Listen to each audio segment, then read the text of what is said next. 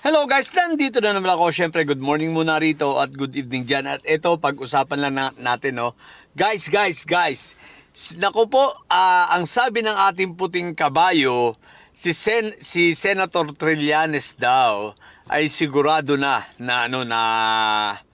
a-attend, no? At magiging witness sa sa impeachment, no, sa hearing. Both most likely sa Senado at sa Kongreso. Siyempre mauuna yung sa Justice Committee, di ba? So sigurado na magwi-witness si former Senator Trillanes at patungkol dun sa mga bank accounts. Patay na! Magkakalabasan ng ebidensya. At ilalabas na ni Senator Trillanes ang kanyang mga hawak-hawak at nakatago sa baol na mga ebidensya laban dito kay Sayad. Kaya pala ito si Sayad talagang kurumbiste na. At yun nga, nag-iisip sila kung ano raw ang kanilang bagong mga gagawing pasabog, no? Ang problema nila, nalulubog palalo itong sila Mike Diferencia ngayon, no? At iko-content ko yan, no? Pwede pala ngayon na. Si Mike Diferencia, sobrang nag-iiyak. At kasi, nadawit kasama na sa sinubpena ng NBI yung kanyang asawa. Pero teka lang, bakit ka mag-iiyak, Mike Diferencia, kung di ka pala naman bobo, sandamakmak na siraulo at katangahan, kayo ang nag-request yan. Ang sabi ninyo, kailangang imbestigahan yung mga pinagsasabi ng 18 marites. Ngayon, nag-imbestiga ang NBI. O, di ba ga? O, pag-imbestiga ng NBI, kinakailangang magpaliwanag din ang iyong asawa kung bakit yung mga sasakyan na ginamit ay nakapangalan sa kanya, sasakyang ginamit nitong 18. Di ba ga? Ngayon, ito pa ang malupit, guys, ha? Ang dami nang nagdemanda. Sino mga nagdemanda sa kanila? Si Senator Trillanes. 3 sa DOJ, 2 sa NBI, okay? Ang nagdemanda sa DOJ ay si Senator Trillanes, si Secretary Anyo, at saka itong si Bucor Chief General Katapang. Kay General Katapang, si Atty. Baluga ay idediretso pa sa Supreme Court para sa kanyang disbarment. Ngayon, 2 sa NBI ang nagreklamo. Si Congressman Laila de Lima at saka itong si Father Flavio. Ngayon, abangan natin kung sa Thursday magdadati niyan kaya dahil sinubpwena na itong 18 kasama si Mike Diferencia, si Baluga, sinubpwena na ng NBI kasama yung asawa ni ni Mike Diferencia.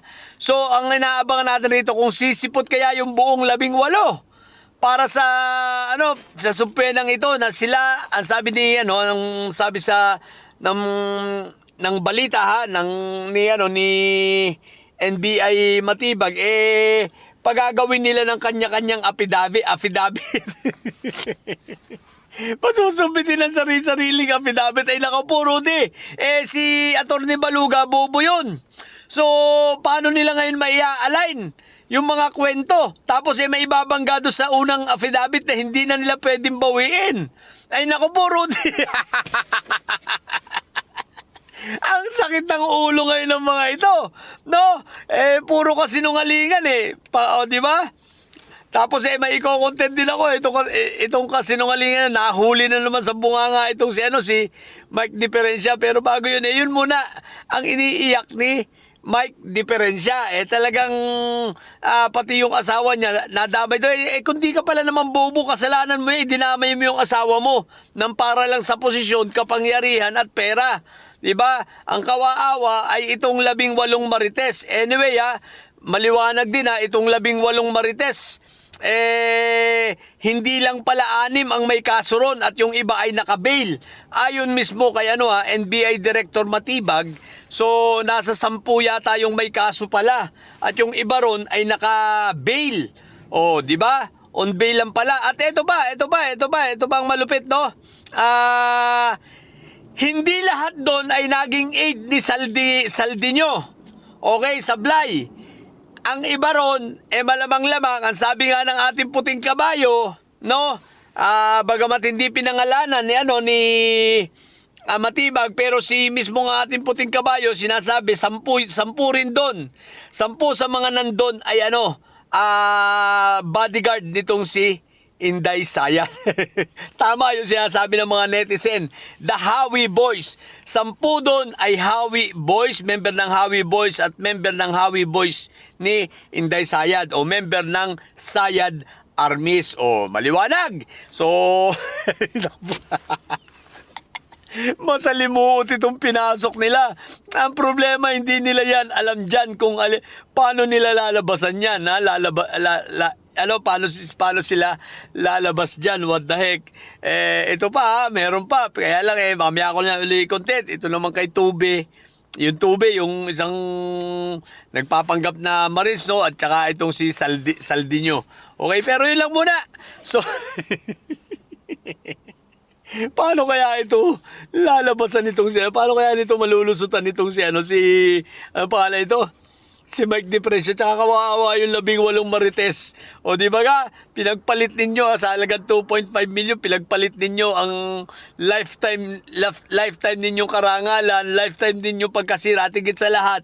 Malamang-lamang, makukulong kayo. Ilan ito? 5. 5 different complainants 5 different complainants ito Tandaan ninyo hindi iisang complainant ito, 5. 5 ang nag-complain sa inyo ng cyber libel. Ano pa ito? Cyber libel, itong perjury, may perjury din. Patay kayo. So, abangan na lang natin kung ano ang mangyayari. Okay? So, yun lang. Sa mga bobong didilis dyan at may sayad, manatili kayo mga bobo at may sayad sapagkat ang may sayad ay laging high blood. Tatay nyo karton. Bye!